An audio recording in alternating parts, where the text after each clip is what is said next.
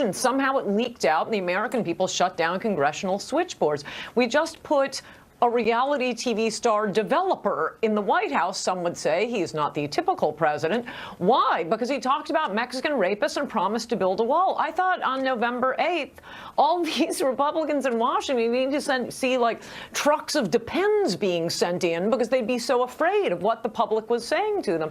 I mean, my final thing I would say about this is, remember Ross Perot had this idea, it just occurred to me when you were talking about it, where you'd have like national referenda on certain issues. I so wish we could have a secret ballot national referenda on immigration, on any amnesty, on Dreamers amnesty, on amnesty for anyone, on the wall. I mean, I think we did that on November 8th, but wow, the Republicans want their donors and the Democrats want the votes.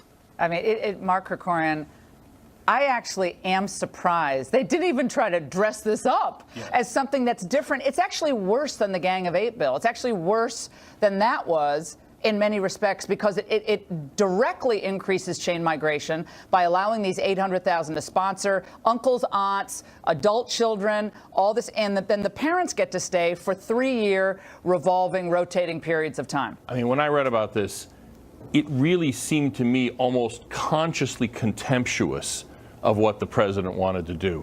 Look, the whole... Do you think they're trying to blow it up on purpose? No. I think they think he really is a moron and they can push him around. I mean, it's unbelievable. They actually, when he said, I'll do whatever you guys want, when he made that offhand comment. They took that comment, literally? I guess they did, but they've been working on this, Mark, for months. And this is what these bozos, I'm sorry to be uncharitable, come up with? And you know what was maybe really struck me was for 15 years, the whole argument for the Dreamers and DACA is that they didn't commit a crime. They came as kids, weren't legally responsible. Well, this bill amnesties their parents, too, who didn't come as children, who brought them here. I mean, it is... I thought it was a joke at first, I have to admit. I did not think this was serious. Now, Jonathan, Congressman Pramila Jayapal from Washington State made a comment today directly at this issue of chain migration. Let's watch. This idea that chain migration is real is really only something that people who know nothing about immigration will say, because chain migration doesn't, for the most part, exist. It took me 18 years to get my citizenship. If I had tried to get my parents to come here as a U.S. citizen, it would have taken many more years. Jonathan, doesn't exist at all. It's only 44% of all green card recipients this past year were from chain migration, and another 23%, Mark, were from other family-based immigration. Only 18% were jobs-related. I don't even know what to make of that. I was sort of my eyes were bulging watching that clip. But that's how the immigration in the United States has ballooned over the years, and it's ballooned beyond what anyone had ever thought. And Anne, you know, we have this story that we're going to get to next segment about something that just happened in Denver, Colorado. Now, as you know, media outlets do not dig for immigration status on these crimes. So you have to call 3 or 4 people, you get transferred, and then finally you find someone who said, yeah, by the way. So we did that. We're going to reveal that next segment. But just the issue of crime alone is something that we have to keep front and center, because that directly relates to the American people. Yes, well, that's how Adios America became my book on immigration, became a book on immigration. It was only going to be one chapter, and I go to look up, what would any country want to know about the people it's bringing in? Legal immigrants we're talking about here. Well, how many are in prison, and what countries are they from? No, the government specifically suppresses that information. The media isn't asking any questions, and then they turn around and blow up at a comment like Trump's. Well, from the information in Adios America, actually Haitians do seem to be wildly overrepresented in our prison system, and Norwegians really quite underrepresented. And I notice only one side of this debate wants to know the facts. It's our side who keeps saying, hey, could you just count? It's not that hard to figure out how many immigrants are in prison. Could you count them? Right. Well, there's a story coming out tomorrow specifically about Arizona, which will be hitting tomorrow. Jonathan, who has the president's ear on immigration in the White House? Stephen Miller, is one of the last of the, I think, original Trumpites in the White House. There's a couple of others, but not many, just on this particular issue. Is Stephen Miller, does he have influence? I know the president is his own man. He runs his own show. But Miller is one of the experts on this issue. Yeah, Miller has a lot of influence, and he's really the only one in the White House who actually really understands this issue and has studied it in a very careful way. John Kelly obviously cares about border enforcement, but he doesn't know immigration policy like Stephen Miller does. But, you know, everyone obsesses over the palace intrigue and the infighting. This is actually one of those issues where Trump himself has very strong, hardwired instincts and has done for a long time, immigration and trade. And so, yes, there are moderate liberals in there like Gary Cohn and Jared and Ivanka who would be horrified by the comment he made today, but they've basically given up trying to really, they know where this is heading and where the president's instincts And Mark, are. the president's instinct on this issue was always derided and reviled by the establishment. They called him racist, xenophobic. They're still doing it. And they'll do it even if he agreed to something like this. They did it yesterday. So the president sticks to his instincts on this. If you want to get rid of chain migration, then maybe he has to do some deal on DACA, but it has to be verifiable. There have to be real triggers. It can't be this. You know, the Goodlatte bill, we don't have time to get into it, is a lot closer. Oh, it's a much better bill, there's no question. And the president's instincts, the way I think about it, is that he's sort of the man on the street on immigration. That's he's in the White House, but his views Listen to and those his callers. instincts are Listen the to man on those the callers. street. Those Exactly. as African American and two women. Right. Young African American male in Chicago, and I believe it was one woman and a man. And those were representative, by the way, the calls into my show today. These are people, a lot of them are like, I'm not even political. I don't even follow Fusion GPS. But on this issue, I've seen my opportunities shrink, and I've seen the country change, and we didn't vote for any of this. I'm not racist. I believe in immigration, but this is wrong. And I'm telling you, people are mad. I don't care what they say about DACA polls. People are livid about this, and I think the president gets it. I really do. Everybody, by the way, great segment. Ann and Mark, stay right there. This conversation is continuing over something the president said. We referenced it in the Oval Office about countries where certain illegal immigrants come from and legal immigrants do not move. President Trump has driven much of the mainstream media bonkers once again. Fox News is among a number of outlets that confirmed a Washington Post report that during an Oval Office meeting with lawmakers on immigration today, that one we were just talking about, Trump balked at that deal and said, and I substitute one particular word here, why are we having all these people from blank hole countries come here? The president was reportedly referring to the countries of Haiti, El Salvador, and of course that's the home of MS-13, mind you, and some African nations. CNN completely freaked out. The president seems to harbor racist feelings about people of color from other parts of the world. The president has racist views. I mean, you know, how long do we have to dance around that issue? Jeffrey Toobin talking about dancing is not something I ever want to think about. Let's bring back Ann Coulter and Mark Krikorian, and also welcome immigration attorney Michael Wilds in New York. Ann, let's go to you on this issue of the blank hole countries. Because he said that, Toobin and Acosta go right to the same old trope. They tried in 2016. Donald Trump is obviously then harboring ill will toward people of color. Right, and don't change the channel from Laura's show, but this is the funnest night to watch CNN since election night.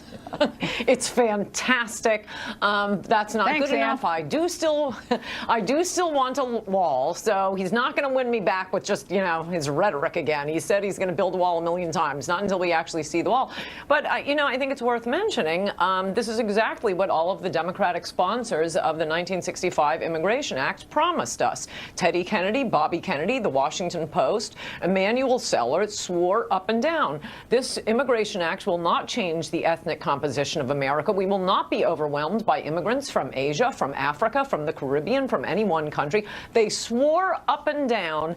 In fact, the 1965 Immigration Act, and their quotes, by the way, are all in Adios America, they're acted exactly the opposite of that. Basically, Western European immigration was shut down. We were overwhelmed with the third world. Now, if anybody complains about it, they call you a racist. Well, no, we're just saying was Teddy Kennedy a racist for saying it wouldn't do all of the things it did? No, manifestly it's true. We want Westerners who can speak English.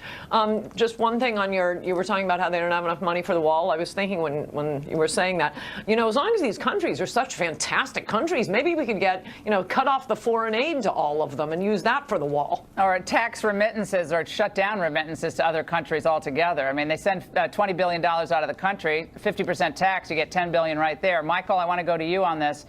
Your reaction to the president's reported comment. Well, I first thank you, Laura, for having me on again.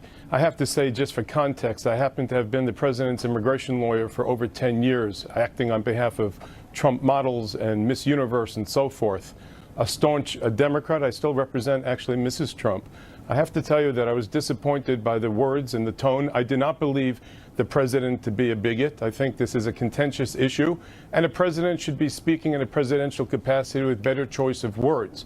But the fact is, the dialogue has deteriorated. We have, unfortunately, leaders in this nation, in both houses, that have not done anything to fix this broken immigration system. It's festering. And, family reunification was a hallmark of the 1965 Act. It's now been given a derogatory term of chain migration. So we got a lot of things to fix. Guys, without interrupting, let me just say something. We have 50,000 lottery visas, and we have 10,000 people getting EB-5s where they put $1 million in and buy green cards effectively. Yes, there's some things that we need to do. They want to drop brothers and sisters and in exchange put in a merit-based special visa for entrepreneurs. I'm all for, adding more venues to get legal immigrants. I don't think we want criminals and MS-13 here. Right. Well, let me get into that, because we promised our viewers we would share some information tonight that we uncovered today. I was going around the internet, and I logged on the Denver Post website. It's an interesting website. They report on some cool issues that I care about. And crime is one of them. And there was a major heroin bust in Colorado this week. There's a 61-count indictment against 6 individuals. Now, we called over, and I guess we transferred a few times around. We found out that in addition to the main suspect, Flores Rosales, 47-year-old Cristobal Flores Rosales, Juan Borges Meza, Mario Acosta Ruiz, and Yoel Soto Campos, and Jose Torres Espinoza are all illegal immigrants. This was a $264,000 worth of drugs, including heroin. We know what heroin is doing to our youth. We know it's doing to our societies. It is poisoning them. That's just one example. And that's why it matters, because real lives are affected. And how many of these kids could be DACA recipients if they hadn't been busted in a heroin ring? Laura, Michael, they could receive DACA amnesty, could they not? Laura, get these criminals out. Get this insidiousness, the opioids, the heroin. Michael, get them out. Why should our law enforcement? Are you going to conflate 900,000 innocents with MS-13? Not this. No. What, Michael? Here's what you could do. Again, this might work in your law practice. Doesn't work with me. These are individuals who are taxing our police, our district attorneys, our government services by poisoning our youth. If they're criminals, they cannot get DACA. Oh, they're all valedictorians, right, Michael? Krikorian. Mark Krikorian. They shouldn't be in this country. They shouldn't have been allowed in this country, and they never should be here. They cannot get DACA if they're criminals. Because we caught them. How many didn't we catch? There's 2 points on the crime issue that are relevant here. You have the supporters of big immigration say immigrants, when you add them all together, they're not that much more likely or less likely to be criminals than Americans when you add them all together. That might be true. We don't know, because Ann said the data doesn't exist. They don't collect it. There are 2 points that matter here. One, illegal immigrants shouldn't be here, so one crime is too many. One American life isn't worth it. And immigrant communities, even though most of the people are perfectly innocent, they serve as kind of cover for rings like this. These guys were not operating out in some suburban place. They were in an immigrant community. I have to share another anecdote. This is very important. This happened about 10 miles from Washington, D.C., where we're broadcasting from right now. Go back to Valentine's Day of last year. Female MS-13 gang member, 17 years of age, had another girl in her grips and stabbed her multiple times, killing her. She went on tape The confession was taped and released to Local 5 News, Fox 5 here in Washington. Watch. You need to tell me what you did to her.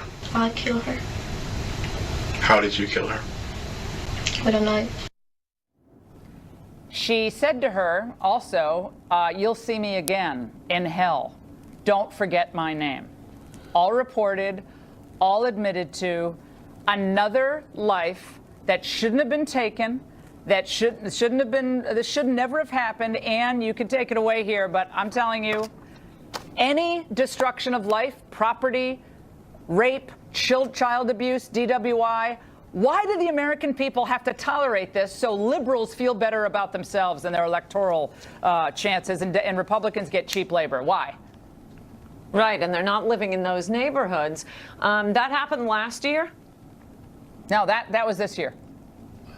This year. Just Okay, happened. so that's in Yeah. Trump's America. So, you know, we do have, if you could flash back to Trump promising The confession angel was just moms. released. The killing happened in Valentine's Day of last year. Yeah, and Valentine's Day of The 2017. parents of the children murdered by illegal aliens. Trump said, brought them up on stage, God bless them, first time most Americans had even heard of them, and said over and over again, I won't forget you, I won't betray you. These killings going forward, if Trump does not keep his promises on immigration by building a wall and deporting illegals, these are going to be his Kate Steinleys. Now this is on his record. The next Pulse nightclub, that's going to be his. And he better remember the people who put him there.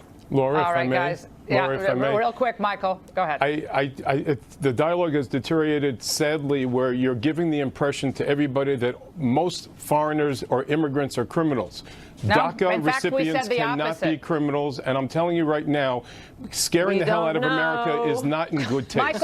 Michael, Yes. what if that Only one were your side daughter? wants to know. What if that were your daughter with 12 knife wounds in her neck? What would you be saying? Would you be coming on this show saying, "Oh, the poor DACA kids"? Laura, I don't think so. how dare you Now, use how that dare you as try an to make that example? argument? We did not Are you say kidding me? 800,000 Laura, DACA I'm a people were former federal responsible prosecutor. for crimes. I know. Mark Krikorian just said that. So don't tell me Laura, that Laura, we Laura, said something can I that we say didn't something, say. or you want to Donald talk Trump over should me? get a new immigration lawyer. We're out of time. If you Laura, thought they I'm a were former just coming federal after prosecutor. conservatives, Use better you're wrong. The potentially invasive tactics from Silicon Valley could affect all of you. Up next.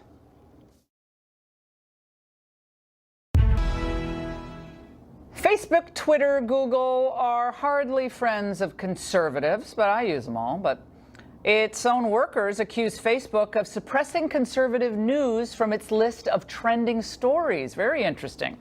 Twitter employees have allegedly admitted to censoring and banning conservatives.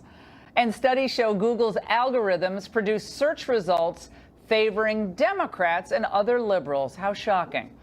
Now Facebook reportedly plans to put cameras and microphones in your home in one handy new device. No thanks. What could possibly go wrong? For answers, let's go to Steve Hilton, Fox News host of The Next Revolution with Steve Hilton. He's in Silicon Valley and in New York. Kristen Ruby, who is president of the Ruby Media Group. All right, Kristen, let's start with you. Why should we not be concerned that, let's start with the issue of fact-checking conservative news sites and not fact-checking more liberal news sites. Daily Caller is subjected to routinely fact-checking and context comments by Twitter, and that's done regularly. That's actually, that's the Google look, and yet Vox and other more liberal sites don't actually get that treatment. Is that fair?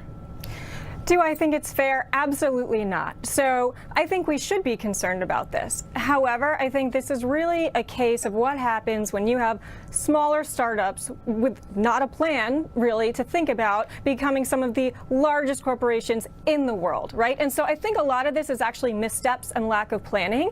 I don't disagree that, yes, they are actually doing this, but I do think that at this point, these are advertising revenue-dependent sites. So people have the power to actually cut off and stop advertising with these sites instead of just tweeting but wait a about second, it. Ruby, the problem is if, for instance, Google, if they skew the analytics to hurt conservative media, that hurts conservative media bottom line as well, does it not? I mean, that hurts their ad revenue because the analytics don't match the traffic on the site. That's the concern I think a lot of the conservative sites have here, and that seems just patently unfair. Very quickly, then I want to go to Steve.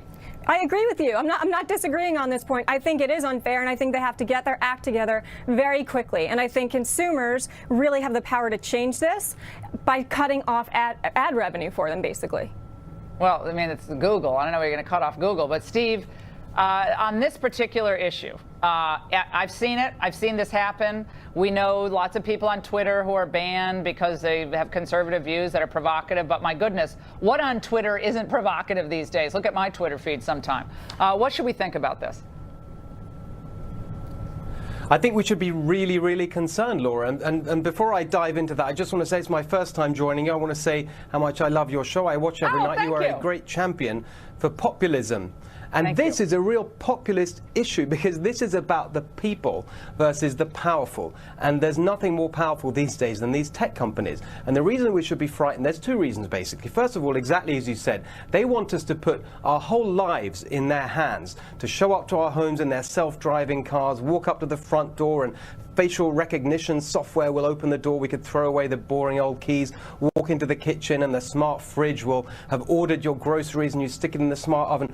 All of that personal information, deeply personal data, who owns that? Not us. They own it. And what's going to happen with it? You don't know, because the latest thing they've told us is that every single chip in every single computer in the world is actually got a design flaw, which means it can be hacked by anyone. But there's the ideological problem too. They hide.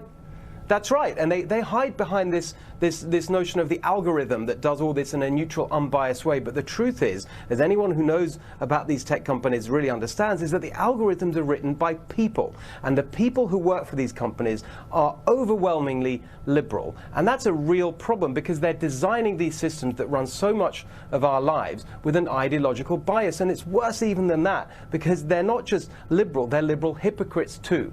Because while they politically shovel money into the pockets of Democrats who obviously want to raise taxes and increase regulations, they themselves, these tech companies, do all they can to avoid paying taxes, and they spend millions of dollars on lobbyists to avoid being regulated. So they want everyone else to pay taxes, just not them, and they want other industries to be regulated, just not theirs. It's really dangerous, and we've got to fight back. The best is when Mark Zuckerberg, buys all the properties around his house and makes sure that he has a perimeter. So he has a lot of security. Like, what's the difference, by the way, between breaking and entering, the house and breaking and entering the country? But that's not how it works, guys. Great segment. And by the way, Obama's idea of a presidential library apparently includes no books or even documents. Up next, a few more reasons why Chicago may say no thanks to the plans for the Obama Library. Okay, stay here because this is wild. Controversy is actually swirling around the Obama Presidential Library. It was supposed to be administered by the National Archives, only the Obama Presidential Center is going to contain no books. And it's more like a privately operated entertainment campus with a recording studio. He's still dining out on that Al Green thing he did years ago, that karaoke. And I guess he's going to have, is there a workout room or basketball court? Now a growing number of people are objecting to its construction on what's historic parkland, and one of them is Charles Birnbaum. He's the chief executive of the Cultural Landscape Foundation. He joins us from West Palm Beach, obviously not Chicago, but he's spearheading this effort on behalf of a lot of Chicago residents. Charles, no books. No, we don't know where the archives are, the documents. I mean, explain this. Well, first of all, Laura, thank you for covering this. This is a national story, and we at the Cultural Landscape Foundation are grateful that you have picked this up. So tremendous kudos. You're right. It's not a library. What it is a bait and switch. What Chicagoans were told when this went to the park board, that we would actually have a library, and the confiscation of parkland held in public trust for 150 years was offered up. And now what we're seeing is a private enterprise in the confiscation of public parkland. This is pure and simple. It's outrageous. By the way, it's really ugly.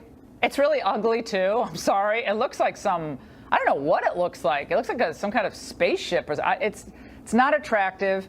I don't understand. But Rahm Emanuel, it was a very short segment. I'm going to have you on radio tomorrow on this. But I guess Rahm Emanuel basically said whatever you need, correct?